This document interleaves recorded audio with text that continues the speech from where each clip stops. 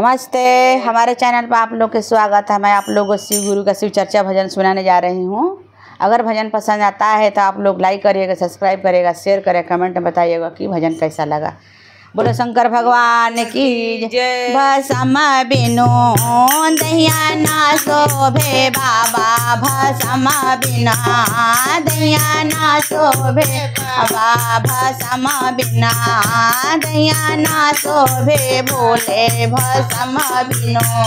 गंगा के धार बिन जटों न शोभे, गंगा के धार बिन जटों न शोभे, चंदा बिनो नीलरा ना शोभे आजाद नीलरा, अरे चंदा बिनो नीलरा ना शोभे भोला, चंदा बिनो नीलरा ना शोभे भोला, भसम बिना दहिया ना शोभे बाबा, भसम बिना दहिया ना शोभे बाबा, भसम बिनु।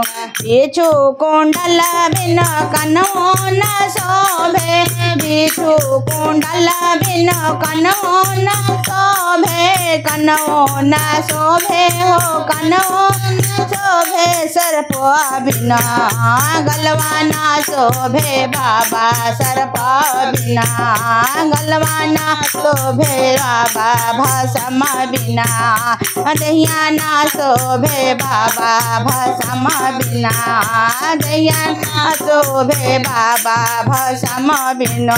त्रिशूल डमरुआ बिनु हाथों न शोभे, त्रिशूल डमरुआ बिनु हाथों न शोभे, हाथों न शोभे हो हाथों न शोभे, मृग छाला बिना कमर ना शोभे बाबा, मृग छाला बिना कमर ना शोभे बाबा, मृग छाला बिना कमर ना शोभे बाबा, मृग छाला बिनु।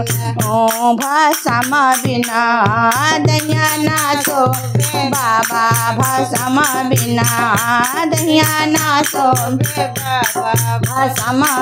गौरा के बिना बाबा संगो न शोभे, गौरा के बिना बाबा संगो न शोभे, गणपति बिनु गदिया ना शोभे बाबा, गणपति बिनु गदिया ना शोभे बाबा, भसम बिना दहिया ना शोभे बाबा, भसम बिना दहिया ना शोभे बाबा, भसम बिना। बोलो शंकर भगवान की जय।